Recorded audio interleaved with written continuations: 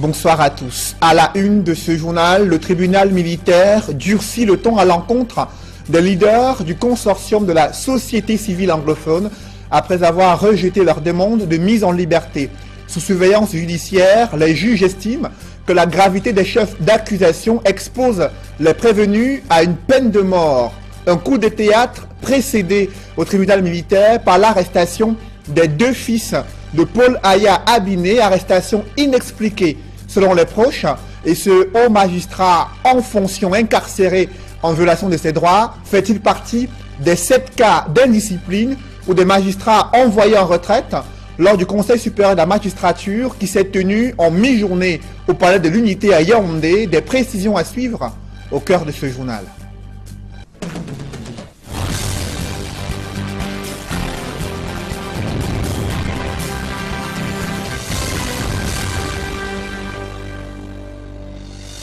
Merci de suivre cette édition complète de l'information sur Equinox Télévision.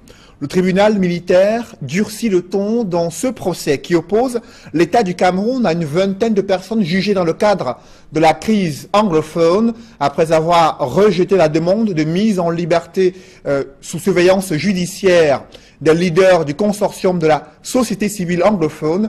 Les juges estiment que les chefs d'accusation, la gravité des chefs d'accusation de ces prévenus les expose à des risques de peine de mort et également la peine à vie.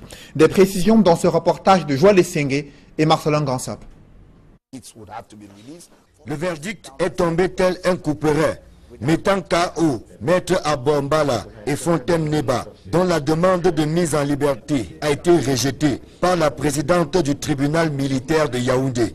Une grosse déception pour le conseil, dont Maître Claude Assira fait partie. Déception d'abord parce que nous pensions qu'une autre décision était envisageable. Parce que, comme vous l'avez suivi, le ministère public, qui est pourtant l'auteur de la poursuite, était favorable à notre demande. Il n'a pas considéré qu'elle était illégale, irrégulière d'une part, et au contraire même, il l'a accompagné, il a adoubé. Bien, donc de ce point de vue, on a été déçus, mais à côté de ça aussi, on a été déçus parce que nous pensions que leur mise en liberté pouvait constituer l'un de ces éléments-là de décrispation qui aurait permis certainement à beaucoup de choses de repartir à l'apaisement, un climat un peu plus serein dans les régions du nord et sud-ouest du Cameroun. Donc de ce point de vue, nous avons été déçus. Les avocats des leaders anglophones sont d'autant plus déçus que les motivations du tribunal n'ont rien à voir avec la demande de mise en liberté telle qu'elle avait été formulée au départ. Une autre mise en liberté était envisageable, c'était la mise en liberté sous caution, mais laquelle prévoit à l'article 224.2 que lorsque la peine d'emprisonnement à vie ou la peine de mort est encourue, cette demande-là n'est pas envisageable. Nous le savions, et donc par conséquent, nous ne pouvions pas, ni dans nos conclusions, ni dans nos plaidoiries orales, faire référence à un texte dont on savait qu'il ne pouvait pas juridiquement être efficace. C'est donc la raison pour laquelle notre demande était essentiellement, exclusivement, une demande de mise en liberté, parce que là-dessus, aucune restriction particulière ne l'empêchait. Je n'ai pas compris pourquoi le tribunal, tout au long de la lecture que nous avons tous entendue, a entendu focaliser son argumentation et sa motivation sur la demande de mise en liberté sous caution, pour bien évidemment arriver à la conséquence normale que tout le monde pouvait prévoir, que cette demande-là n'est pas recevable parce qu'elle est interdite par la loi. Donc, est-ce une erreur ? Je m'interroge, mais je suis énormément frustré. Il n'y aura donc pas de comparution libre, ni pour Fontaine Neba et Abombala, encore moins pour les autres personnes poursuivies dans le cadre de la crise dite anglophone. Les préalables étant vidés, les débats s'ouvrent effectivement le 29 juin, date retenue pour la prochaine audience au tribunal militaire de Yaoundé. Ce coup de théâtre vécu au tribunal militaire à Yaoundé a été précédé d'une arrestation inexpliquée des deux fils de Paul Aya Abiné, venus assister à l'audience de ces leaders du consortium de la société civile anglophone. Jusqu'à cette heure, l'on est sans nouvelles des enfants de ce magistrat qui est lui aussi incarcéré dans les cellules du secrétariat d'État à la Défense à Yaoundé. Explication avec Guy Zogo et Joël Essengue. Les deux fils de Paul Aya Abiné, dont Aya Abiné, ici à l'image, ont été interpellés ce jour au tribunal militaire de Yaoundé par les éléments de la brigade de gendarmerie de Ngousso. Au moment où l'audience relative à l'affaire Maître Félix Nkongo Agborbala et compagnie s'ouvrait, Aya Abiné a voulu immortaliser l'entrée des prévenus par des photos à partir de son téléphone portable. C'est alors qu'un agent des renseignements généraux est intervenu pour faire remarquer à l'intéressé qu'il est interdit de filmer au sein de cette instance. Aya Abiné s'est alors exécuté en rangeant son portable. On aurait pu penser l'incident clos, sauf que quelques minutes plus tard, c'est la gendarmerie de Ngousso qui a débarqué pour procéder à l'interpellation des deux fils Aya Abiné. Vérification faite, les deux interpellés n'ont pas été conduits à la brigade de Ngousso. Les regards sont tournés vers le CED qui centralise les dossiers conduits par la gendarmerie dans le cadre de la crise anglophone. Ce magistrat Paul Aya Abiné, encore en fonction et incarcéré au secrétariat d'État à la Défense, fait-il partie des 7 cas d'indiscipline ou des magistrats envoyés en retraite lors du Conseil supérieur de la magistrature qui s'est tenu en mi-journée au palais de l'Unité à Yaoundé? Ce que l'on sait jusqu'ici, c'est qu'il y a eu des nominations qui ont été effectuées, des intégrations, mais aussi des affectations lors de cette session ordinaire du Conseil supérieur de la magistrature. Des précisions avec Guy Zogo dans ce reportage. Nous y reviendrons au cours de nos prochaines éditions. L'Église catholique romaine qui vit des heures sombres au Cameroun, un prêtre qui a été encore retrouvé mort dans sa chambre en Gouti, localité située dans la région du sud-ouest. Il s'agit du père Augustine Ndi. En l'espace d'1 mois, c'est le 3e dignitaire religieux catholique retrouvé mort dans des circonstances troubles au Cameroun. Parlons à présent de ce drame qui a suscité la consternation et l'émoi à Bamenda, dans la région du nord-ouest. Une petite fille qui est morte électrocutée parce qu'elle jouait sur des fils, des câbles électriques qui gisaient à même le sol dans une zone située à Bamenda, chef-lieu de la région du nord-ouest. La famille de cette fille, décédée à la suite d'une électrocution, a justement réagi et demandé aux responsables de l'entreprise d'électricité de ramener leur fille à la vie. Il a fallu l'intervention des sapeurs-pompiers, mais aussi des autorités locales pour ramener les esprits, pour ramener le calme parmi les esprits surchauffés. Reportage avec Kedjara et Dini Edmond. Forte mobilisation des riverains du quartier Mile 7 à Lamatou, à Bamenda. Ils se sont regroupés pendant de nombreuses heures autour de la dépouille de la petite Binora qui a trouvé la mort par électrocution alors qu'elle était en train de s'amuser les pieds nus sur cette dalle située non loin de sa maison. Alertés par les cris et lamentations de ses parents, les voisins vont accourir et tout de suite, un coupable sera trouvé à cette mort brusque et prématurée. Le coupable en question se nomme Eneo et tire sa responsabilité de ce câble électrique qui traverse la dalle. En effet, selon les populations, de nombreuses zones de leur quartier et même de la ville seraient infestées par ces câbles gisants de l'entreprise de distribution de l'énergie électrique qui ne fait rien pour mettre les riverains à l'abri. Ce qui est arrivé à la petite Binora pourrait se reproduire à tout moment dans cette ville qui pilule d'enfants innocents et pas encore suffisamment matures pour comprendre qu'il faut se tenir éloigné des câbles électriques, même se retrouver à même le sol. Fort de ce constat, les parents de la petite Binora ont décidé de faire appel aux agents de Neo afin qu'ils redonnent la vie à leur progéniture. Le préfet de Bamenda 2, Peter Etuembongo, va descendre sur les lieux pour tenter d'apaiser le courroux des parents. Et après de nombreuses heures de négociations, les sapeurs-pompiers auront enfin le droit de conduire la dépouille de la petite à la morgue. C'est une douloureuse expérience de vie pour un bébé abandonné juste après sa naissance derrière une maison d'habitation située à Koutaba, dans le département du Noun. Le récit est fait avec Mama Soufor, Dalaskana et Jean-Paul Chouniat. Certainement les premiers cris de vie d'un bébé au milieu de ses semblables.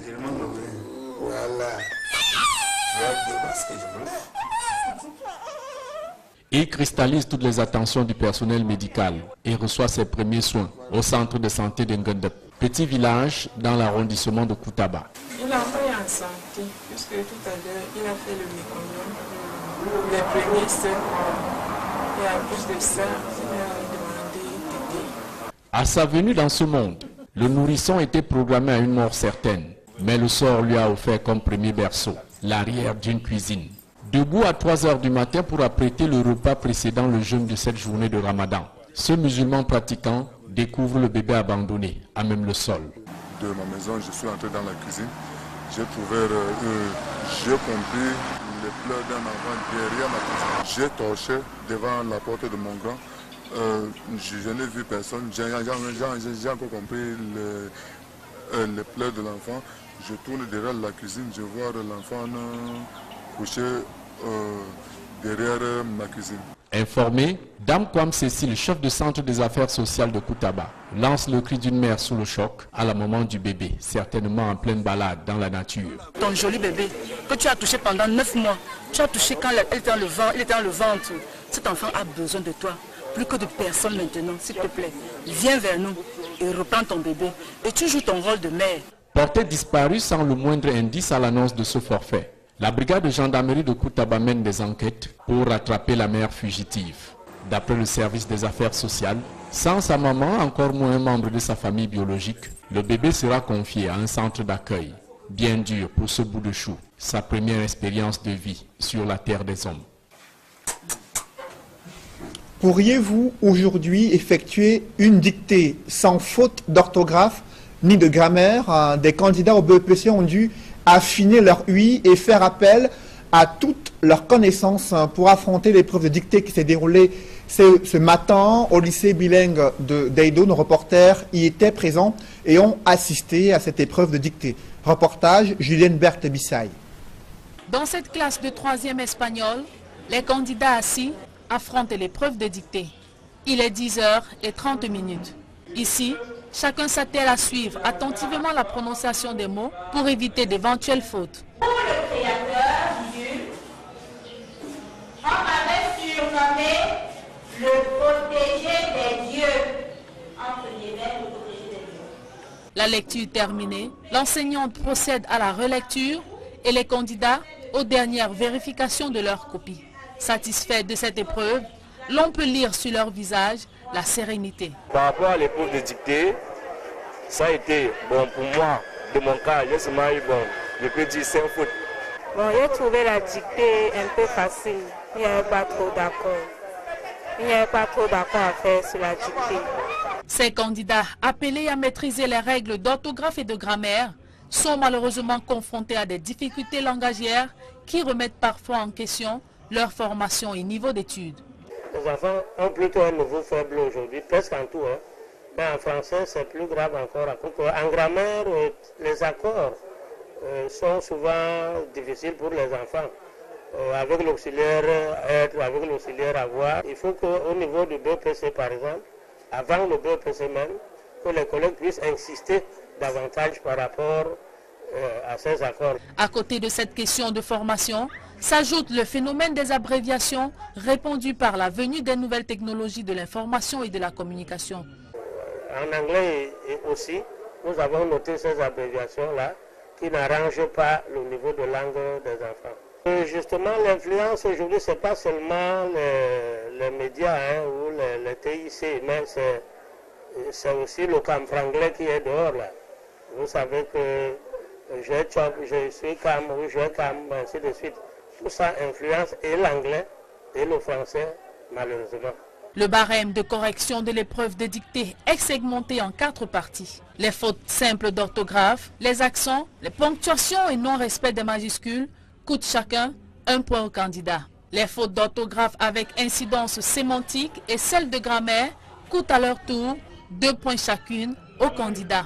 Au regard des avis suscités par les experts en la matière qui s'offusquent de la baisse du niveau linguistique de ces élèves, l'on s'interroge s'il n'est pas nécessaire de réintroduire l'épreuve de dictée dans les classes du second cycle. Je vous le disais en titre, le Conseil supérieur de la magistrature s'est penché sur 7 cas d'indiscipline lors de sa session ordinaire tenue en mi-journée au Palais de l'Unité à Yaoundé. Des nominations ont été effectuées, des intégrations, mais aussi des affectations ont meublé les travaux du Conseil supérieur de la magistrature. Explication avec Joël Essengue et Guy Zogo. Le Conseil supérieur de la magistrature a donc tenu ses travaux à Yaoundé sous la présidence du chef de l'État, Paul Biya. Comme le prévoient les textes organisant cette instance, il a été question des nominations, mais aussi des dossiers disciplinaires. Selon les dires du ministre de la Justice, au sortir de l'audience du Conseil supérieur de la magistrature 2017, il a bel et bien été question de nomination et d'intégration d'auditeurs dans le corps de la magistrature au cours de ces travaux. Ces décisions sont donc en cours de publication. S'agissant des sanctions disciplinaires, 7 dossiers étaient sur la table sans que des précisions aient été données sur les cas concernés. À l'heure qu'il est, rien n'a donc filtré sur le sort réservé au cas Paul Aya Abiné, mais on sait que 2 positions sont observées sur ce dossier. Il y a ceux qui prônent la sévérité à son égard, quand d'autres défendent la ligne de l'apaisement à son sujet. Au cours de cette audience aussi, les demandes de grâce et de radiation n'ont pas été enregistrées. Les prix des poches de sang restent assez élevés au Cameroun et les experts de la santé publique se plaignent du manque d'harmonisation de la grille des prix dans les différents hôpitaux publics, mais aussi les cliniques privées. Ce constat a été fait lors d'un plaidoyer sur le don du sang organisé au JICAM et en prélude à la journée mondiale des donneurs de sang. Reportage Julingue Nyondé. Le Cameroun est l'un des pays au monde ayant de graves problèmes en matière de don de sang volontaire. Bien plus, le gouvernement reconnaît l'absence d'harmonisation des prix de vente des poches de sang dans les hôpitaux publics. Révélation faite ce 7 juin au JICAM lors d'un plaidoyer en faveur du don de sang. L'événement, organisé par le ministère de la Santé publique et les entreprises privées, a permis de constater que les poches de sang sont vendues à 17 500 francs CFA à l'hôpital Akintini et à 16 000 à l'hôpital général de Douala. En Côte d'Ivoire, une poche de sang revient à 80 000 francs CFA, alors qu'au Burkina Faso, les poches de sang sont gratuitement offertes aux patients. Un contraste relevé par les responsables du ministère de la Santé publique. À ce que nous sachions actuellement au niveau du ministère, les prix varient de 10 000 francs à 25 000 francs. Et donc vous voyez qu'il y a un problème réel d'harmoniser ces prix. C'est pour ça que nous invitons le secteur privé de peser aussi de son poids en apportant un appui multiforme au niveau du ministère de la Santé afin de diminuer et de réduire les coûts. Ce coût est élevé. Donc il est question ici de voir dans quelle mesure tous les secteurs confondus, comment est-ce qu'on peut essayer de réduire les coûts de la transfusion sanguine afin que, au final, les personnes bénéficiaires puissent ne pas ressentir ce coût qui est toujours élevé pour la population camerounaise. Les banques de sang n'arrivent pas à fidéliser des donneurs bénévoles, d'où la nécessité d'inviter les entreprises privées à s'investir et à sensibiliser leur personnel. Quelques entreprises du secteur privé impliquées dans ce projet affirment leur engagement par le don du sang. Notre engagement envers le don du sang a démarré avec l'accident des équins en octobre 2016. Chacun de nous, au sein du groupe SABC, s'est senti interpellé. Nous essayons d'identifier les donneurs bénévoles, et l'objectif, c'est de les mettre en contact avec les différentes banques de sang à travers le ministère de la Santé publique afin que l'opération soit pérenne. C'est depuis 2007 que notre entreprise Eneo est engagée dans ce processus d'accompagnement de l'État dans les dons de sang. Donc chaque année au moins, nous mobilisons tous nos sous-traitants, nous mobilisons le personnel et leurs membres de famille à aller donner le sang dans les différentes banques de sang. La journée mondiale des donneurs de sang se célèbre ce 14 juin sous le thème « Le don de sang, ça compte, donner librement, donner souvent ». Une femme sous-préfet est allée en retraite à Gazawa dans la région de l'extrême nord. Durant son passage justement à la tête de cet arrondissement, son engagement pour la promotion de la femme a marqué plus d'une communauté à Gazawa dans le septentrion. Reportage Amadou Daïrou et Gladys Sidier. La participation de la femme au processus de décision s'est améliorée. Par cette sortie, haut la main, poitrine bombée, vous aurez ouvert la voie aux autres femmes intéressées par le commandement territorial. Bon vent à Madame le sous-préfet. Dienabou Soudi Abdou est appelé à faire valoir ses droits à la retraite après 6 ans comme sous-préfet de l'arrondissement de Gazawa, dans le département du Diamari.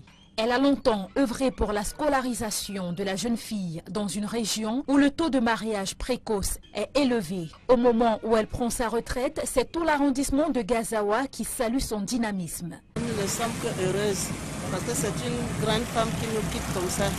Bon, nous remercions Monsieur le Président de la République de nous avoir donné cette femme dans l'arrondissement, typiquement dans l'extrême nord, parce qu'elle a été dynamique. Depuis 6 ans, c'est que Gazawa, vraiment, les filles n'allaient pas à l'école.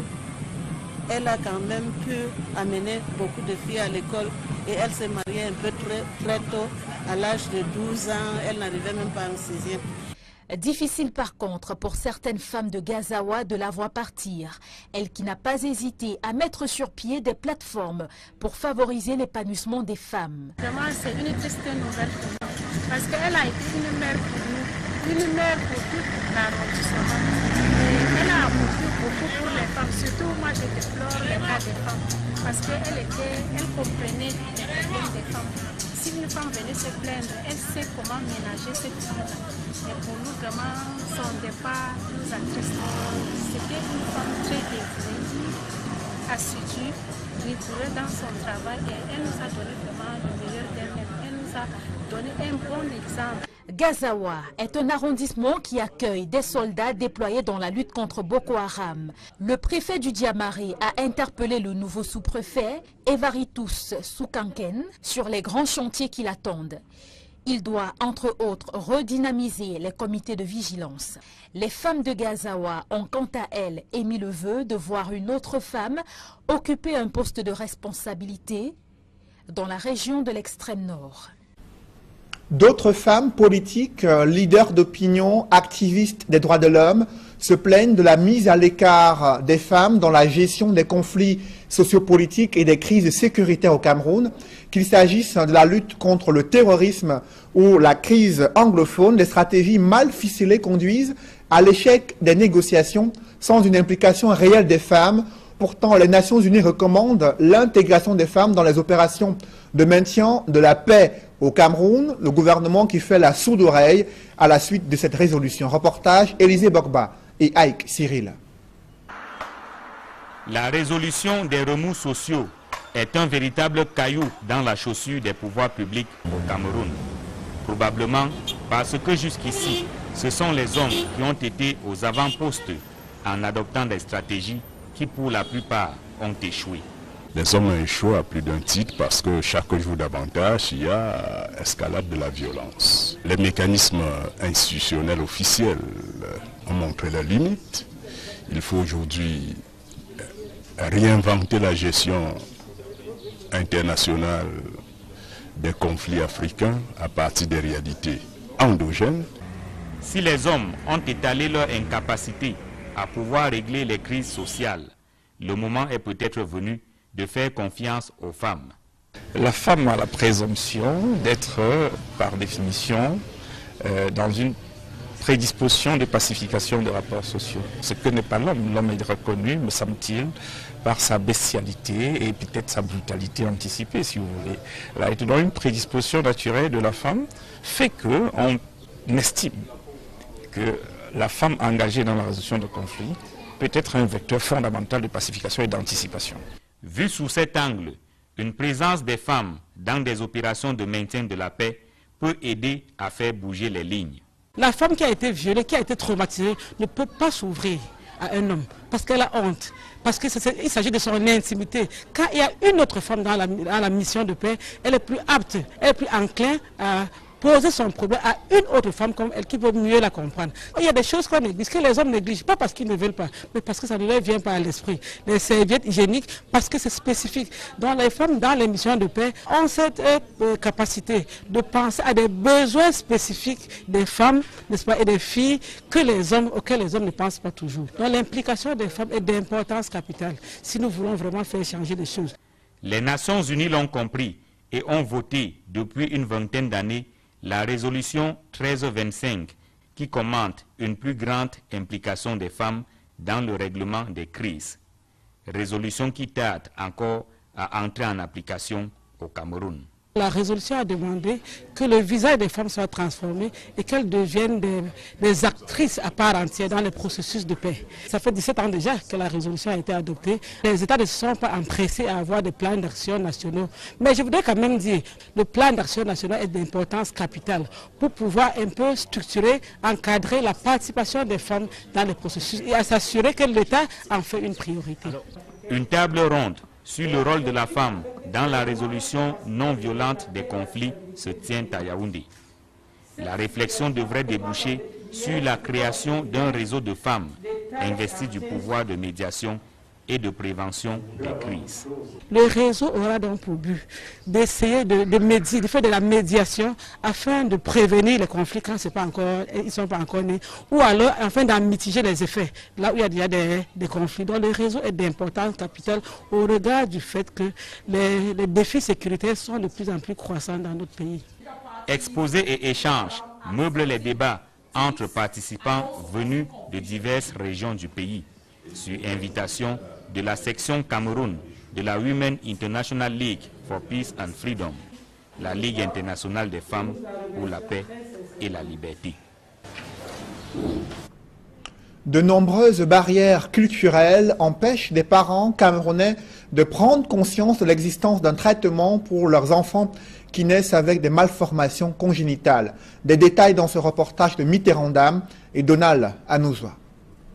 Les formes peu ordinaires de certains membres du corps de ce nourrisson justifient la présence à ses côtés de cette équipe médicale constituée pour la plupart de physiothérapeutes. Le patient du jour est atteint d'une malformation orthopédique congénitale que les spécialistes appellent le pied-bot. Le mal qui touche 1 ou 2 enfants sur 1000 à la naissance peut être traité quand il est dépisté à temps. Alors au maximum dans les 2 premières semaines. Il faut commencer le plâtre parce que le traitement va durer jusqu'à 4 ans. Donc après les plâtres successifs qui vont partir entre 6 et 8 semaines.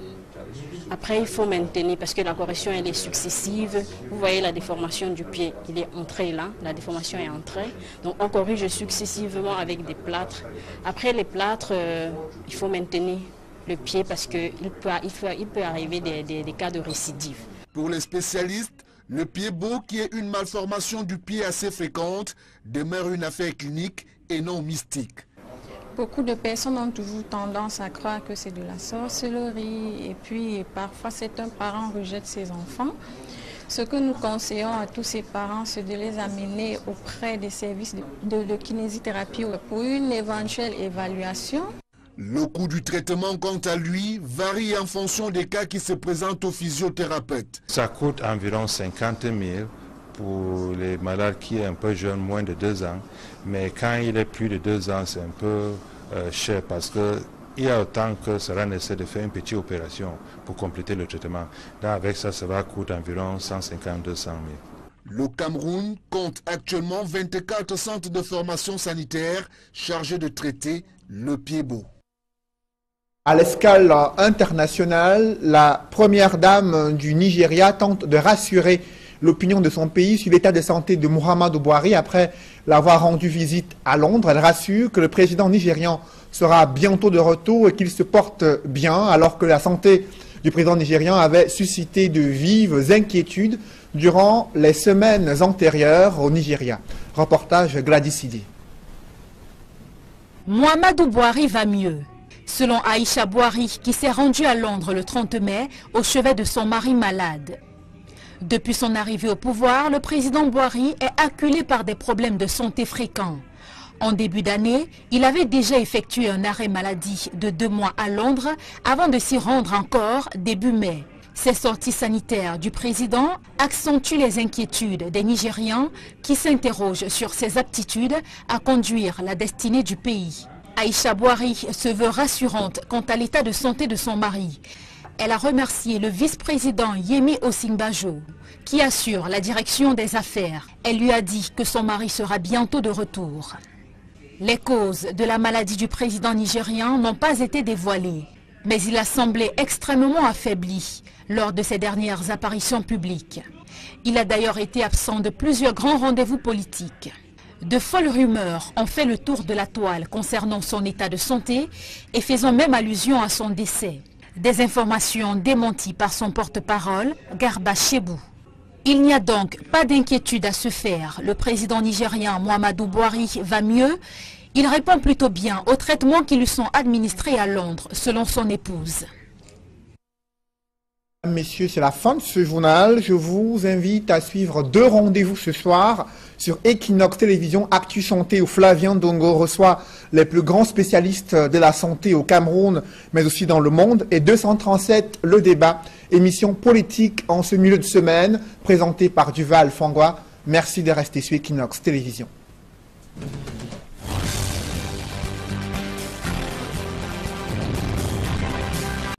Bien plus, le gouvernement reconnaît l'absence d'harmonisation des prix de vente des poches de sang dans les hôpitaux publics.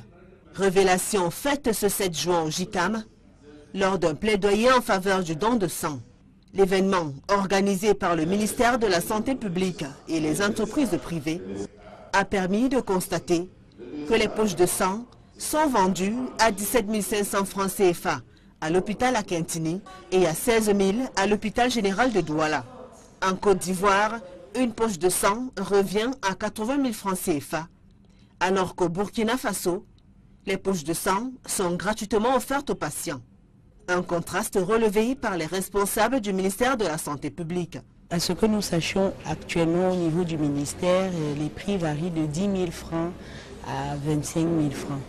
Et donc vous voyez qu'il y a un problème réel d'harmoniser ces prix. C'est pour ça que nous invitons le secteur privé de peser aussi de son poids en apportant un appui multiforme au niveau du ministère de la Santé afin de diminuer, de réduire les coûts. Ce coût est élevé. Donc il est question ici de voir dans quelle mesure tous les secteurs confondus, comment est-ce qu'on peut essayer de réduire les coûts de la transfusion sanguine afin que, au final, les personnes bénéficiaires puissent ne pas ressentir ce coût qui est toujours élevé pour la population camerounaise. Les banques de sang n'arrivent pas à fidéliser des donneurs bénévoles, d'où la nécessité d'inviter les entreprises privées à s'investir et à sensibiliser leur personnel.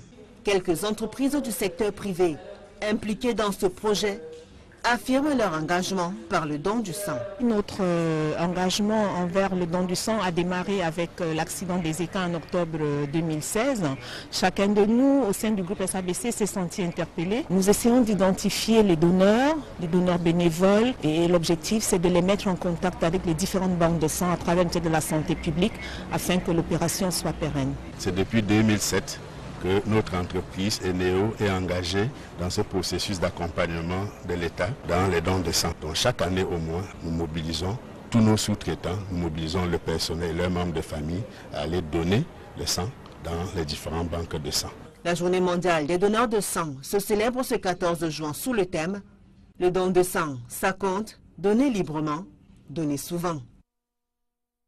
Une femme sous-préfet est allée en retraite à Gazawa dans la région de l'extrême nord. Durant son passage justement à la tête de cet arrondissement, son engagement pour la promotion de la femme a marqué plus d'une communauté à Gazawa dans le septentrion. Reportage Amadou Daïrou et Gladys Sidje. La participation de la femme au processus de décision s'est améliorée. Par cette sortie, haut la main, poitrine bombée, vous aurez ouvert la voie aux autres femmes intéressées par le commandement territorial. Bon vent à Madame le sous-préfet. Djenabou Soudi Abdou est appelé à faire valoir ses droits à la retraite après 6 ans comme sous-préfet de l'arrondissement de Gazawa, dans le département du Diamari. Elle a longtemps œuvré pour la scolarisation de la jeune fille dans une région où le taux de mariage précoce est élevé. Au moment où elle prend sa retraite, c'est tout l'arrondissement de Gazawa qui salue son dynamisme. Nous ne sommes que heureuses parce que c'est une grande femme qui nous quitte comme ça. Bon, nous remercions Monsieur le Président de la République de nous avoir donné cette femme dans l'arrondissement, typiquement dans l'extrême nord, parce qu'elle a été dynamique. depuis 6 ans. C'est que Kazawa, vraiment, les filles n'allaient pas à l'école. Elle a quand même pu amener beaucoup de filles à l'école et elle s'est mariée un peu très tôt, à l'âge.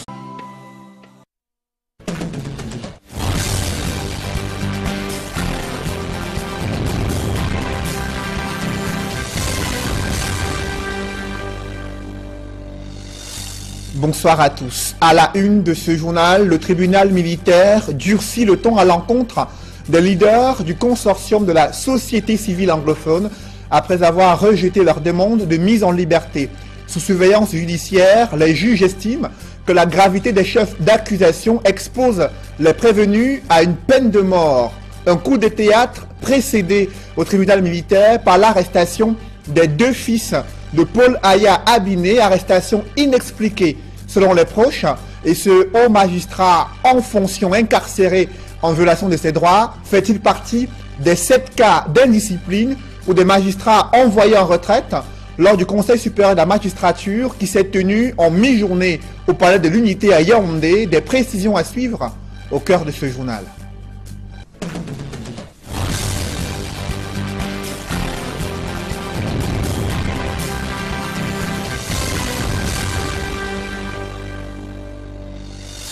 Merci de suivre cette édition complète de l'information sur Equinox Télévision. Le tribunal militaire durcit le ton dans ce procès qui oppose l'État du Cameroun à une vingtaine de personnes jugées dans le cadre de la crise anglophone après avoir rejeté la demande de mise en liberté sous surveillance judiciaire des leaders du consortium de la société civile anglophone. Les juges estiment que les chefs d'accusation, la gravité des chefs d'accusation de ces prévenus les expose à des risques de peine de mort et également la peine à vie. Des précisions dans ce reportage de Joël Essengue et Marcelin Gansop. Le verdict est tombé tel un couperet, mettant KO Maître Abombala et Fontaine Neba, dont la demande de mise en liberté a été rejetée par la présidente du tribunal militaire de Yaoundé.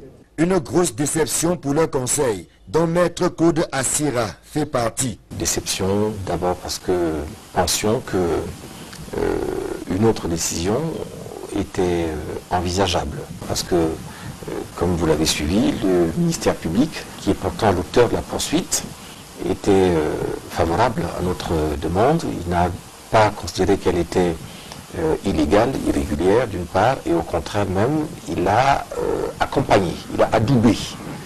Bien, donc de ce point de vue, on a été déçus, mais à côté de ça aussi, on a été déçus parce que nous pensions que leur mise en liberté pouvait constituer l'un de ces éléments-là de décrispation qui aurait permis certainement à beaucoup de choses de repartir à l'apaisement, un climat un peu plus serein dans les régions du nord et sud-ouest du Cameroun. Donc de ce point de vue, nous avons été déçus.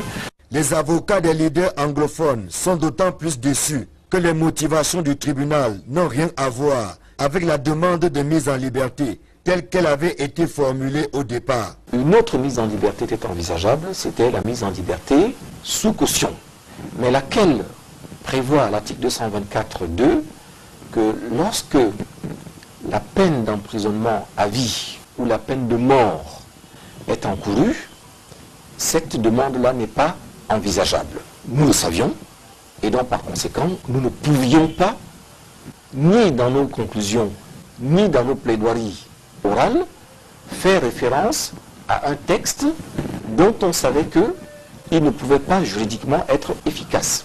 C'est donc la raison pour laquelle notre demande était essentiellement, exclusivement, une demande de mise en liberté, parce que là-dessus, aucune restriction particulière ne l'empêchait. Je n'ai pas compris pourquoi le tribunal, tout au long, procède à la relecture et les candidats aux dernières vérifications de leur copie. Satisfaits de cette épreuve, l'on peut lire sur leur visage la sérénité. Par rapport à l'épreuve de dictée, ça a été bon pour moi. De mon cas, je peux dire c'est un faute. Bon, j'ai trouvé la dictée un peu facile. Il n'y avait pas trop d'accord. Il n'y avait pas trop d'accord à faire sur la dictée. Ces candidats appelés à maîtriser les règles d'orthographe et de grammaire sont malheureusement confrontés à des difficultés langagières qui remettent parfois en question leur formation et niveau d'études. Les enfants ont plutôt un niveau faible aujourd'hui, presque en tout. Mais en français, c'est plus grave encore. En grammaire, les accords sont souvent difficiles pour les enfants. Avec l'auxiliaire être, avec l'auxiliaire avoir, il faut qu'au niveau du BPC par exemple, avant le BPC même, que les collègues puissent insister davantage par rapport à ces accords. À côté de cette question de formation, s'ajoute le phénomène des abréviations répandu par la venue des nouvelles technologies de l'information et de la communication. En anglais aussi, nous avons noté ces abréviations-là qui n'arrangent pas le niveau de langue des enfants. Justement, l'influence aujourd'hui, ce n'est pas seulement les médias ou les TIC, mais c'est aussi le camp franglais qui est dehors là. Vous savez que je suis cam, ou je cam, ainsi de suite. Tout ça influence et l'anglais et le français, malheureusement. Le barème de correction de l'épreuve de dictée est segmenté en 4 parties. Les fautes simples d'orthographe, les accents, les ponctuations et non-respect des majuscules coûtent chacun 1 point au candidat. Les fautes d'orthographe avec incidence sémantique et celles de grammaire coûtent à leur tour 2 points chacune au candidat. Au regard des avis suscités par les experts en la matière qui s'offusquent de la baisse du niveau linguistique de ces élèves, l'on s'interroge s'il n'est pas nécessaire de réintroduire l'épreuve de dictée dans les classes du second cycle. Je vous le disais en titre, le Conseil supérieur de la magistrature s'est penché sur 7 cas d'indiscipline lors de sa session ordinaire tenue en mi-journée au Palais de l'Unité à Yaoundé. Des nominations ont été effectuées, des intégrations, mais aussi des affectations au meublé des travaux du Conseil supérieur de la magistrature. Explication avec Joël Essengue et Guy Zogo. Le Conseil supérieur de la magistrature a donc tenu ses travaux à Yaoundé sous la présidence du chef de l'État, Paul Biya. Comme le prévoient les textes organisant cette instance, il a été question des nominations, mais aussi des dossiers disciplinaires. Selon les dires du ministre de la Justice, au sortir de l'audience du Conseil supérieur de la magistrature 2017, il a bel et bien été question de nomination et d'intégration d'auditeurs dans le corps de la magistrature au cours de ces travaux. Ces décisions sont donc en cours de publication. S'agissant des sanctions disciplinaires, 7 dossiers étaient sur la table sans que des précisions aient été données sur les cas concernés. À l'heure qu'il est, rien n'a donc filtré sur le sort réservé au cas Paul Aya Abiné, mais on sait que 2 positions sont observées sur ce dossier. Il y a ceux qui prônent la sévérité à son égard, quand d'autres défendent la ligne de l'apaisement à son sujet. Au cours de cette audience aussi, les demandes de grâce et de radiation n'ont pas été enregistrées. Les prix des poches de sang restent assez élevés au Cameroun et les experts de la santé publique se plaignent du manque d'harmonisation de la grille des prix dans les différents hôpitaux publics, mais aussi les cliniques privées. Ce constat a été fait lors d'un plaidoyer sur le don du sang organisé au JICAM et en prélude à la journée mondiale des donneurs de sang. Reportage Julingue Nyondé.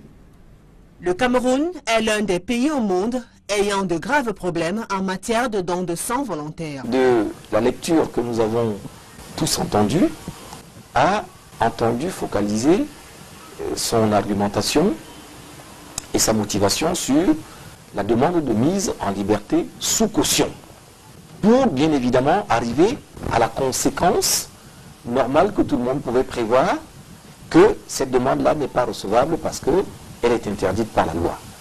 Donc, est-ce une erreur? Je m'interroge, mais je suis énormément frustré. Il n'y aura donc pas de comparution libre, ni pour Fontaine Neba et Arbombala, encore moins pour les autres personnes poursuivies dans le cadre de la crise dite anglophone. Les préalables étant vidés, les débats s'ouvrent effectivement le 29 juin, date retenue pour la prochaine audience au tribunal militaire de Yaoundé. Ce coup de théâtre vécu au tribunal militaire à Yaoundé a été précédé d'une arrestation inexpliquée des 2 fils de Paul Aya Abiné, venus assister à l'audience de ces leaders du consortium de la société civile anglophone.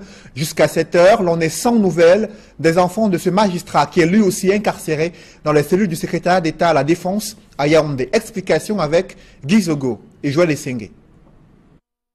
Les deux fils de Paul Aya Abiné, dont Aya Abiné, ici à l'image, ont été interpellés ce jour au tribunal militaire de Yaoundé par les éléments de la brigade de gendarmerie de Ngousso.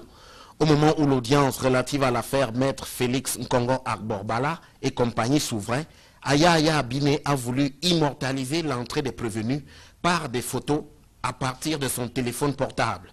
C'est alors qu'un agent des renseignements généraux est intervenu pour faire remarquer à l'intéressé qu'il est interdit de filmer au sein de cette instance. Aya Abiné s'est alors exécuté en rangeant son portable. On aurait pu penser l'incident clos, sauf que quelques minutes plus tard, c'est la gendarmerie de Ngousso qui a débarqué pour procéder à l'interpellation des deux fils Aya Abiné. Vérification faite, les deux interpellés n'ont pas été conduits à la brigade de Ngousso. Les regards sont tournés vers le CED qui centralise les dossiers conduits par la gendarmerie dans le cadre de la crise anglophone. Ce magistrat Paul Aya Abiné, encore en fonction et incarcéré au secrétariat d'État à la Défense, fait-il partie des 7 cas d'indiscipline ou des magistrats envoyés en retraite lors du Conseil supérieur de la magistrature qui s'est tenu en mi-journée au palais de l'Unité à Yaoundé? Ce que l'on sait jusqu'ici, c'est qu'il y a eu des nominations qui ont été effectuées, des intégrations, mais aussi des affectations lors de cette session ordinaire du Conseil supérieur de la magistrature. Des précisions avec Guy Zogo dans ce reportage. Nous y reviendrons au cours de nos prochaines éditions. L'Église catholique romaine qui vit des heures sombres au Cameroun, un prêtre qui a été encore retrouvé mort dans sa chambre en Gouti, localité située dans la région du sud-ouest. Il s'agit du père Augustine Ndi. En l'espace d'1 mois, c'est le 3e dignitaire religieux catholique retrouvé mort dans des circonstances troubles au Cameroun. Parlons à présent de ce drame qui a suscité la consternation et l'émoi à Bamenda, dans la région du nord-ouest. Une petite fille qui est morte électrocutée parce qu'elle jouait sur des fils, des câbles électriques qui gisaient à même le sol dans une zone située à Bamenda, chef-lieu de la région du nord-ouest. La famille de cette fille, décédée à la suite d'une électrocution, a justement réagi et demandé aux responsables de l'entreprise d'électricité de ramener leur fille à la vie. Il a fallu l'intervention des sapeurs-pompiers, mais aussi des autorités locales pour ramener les esprits, pour ramener le calme parmi les esprits surchauffés. Reportage avec Kedjara et Dini Edmond. Forte mobilisation des riverains du quartier Mile 7 à Lamatou, à Bamenda. Ils se sont regroupés pendant de nombreuses heures autour de la dépouille de la petite Binora qui a trouvé la mort par électrocution alors qu'elle était en train de s'amuser les pieds nus sur cette dalle située non loin de sa maison. Alertés par les cris et lamentations de ses parents, les voisins vont accourir et tout de suite, un coupable sera trouvé à cette mort brusque et prématurée. Le coupable en question se nomme Eneo et tire sa responsabilité de ce câble électrique qui traverse la dalle. En effet, selon les populations, de nombreuses zones de leur quartier et même de la ville seraient infestées par ces câbles gisants de l'entreprise de distribution de l'énergie électrique qui ne fait rien pour mettre les riverains à l'abri. Ce qui est arrivé à la petite Binora pourrait se reproduire à tout moment dans cette ville qui pilule d'enfants innocents et pas encore suffisamment matures pour comprendre qu'il faut se tenir éloigné des câbles électriques, même se retrouver à même le sol. Fort de ce constat, les parents de la petite Binora ont décidé de faire appel aux agents de Neo afin qu'ils redonnent la vie à leur progéniture. Le préfet de Bamenda 2, Peter Etuembongo, va descendre sur les lieux pour tenter d'apaiser le courroux des parents.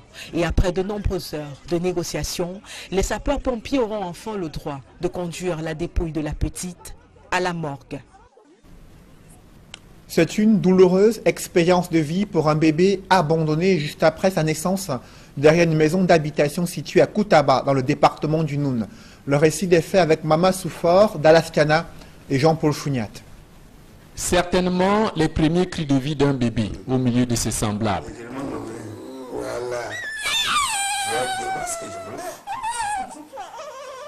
Il cristallise toutes les attentions du personnel médical et reçoit ses premiers soins au centre de santé de Ngandep, petit village dans l'arrondissement de Koutaba. Il a fait en santé, puisque tout à l'heure, il a fait le méconium. Les premiers soins Et en plus de ça, on m'a demandé d'aider. À sa venue dans ce monde, le nourrisson était programmé à une mort certaine. Mais le sort lui a offert comme premier berceau l'arrière d'une cuisine. Debout à 3 heures du matin pour apprêter le repas précédant le jeûne de cette journée de Ramadan, ce musulman pratiquant découvre le bébé abandonné, à même le sol. De ma maison, je suis entré dans la cuisine. J'ai compris les pleurs d'un enfant derrière ma cuisine. J'ai torché devant la porte de mon grand.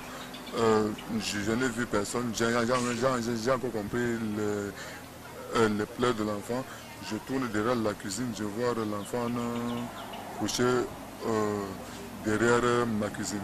Informé, Dame Kwam Cécile, chef de centre des affaires sociales de Koutaba, lance le cri d'une mère sous le choc à la maman du bébé, certainement en pleine balade dans la nature. Ton joli bébé que tu as touché pendant 9 mois, tu as touché quand il était dans le ventre.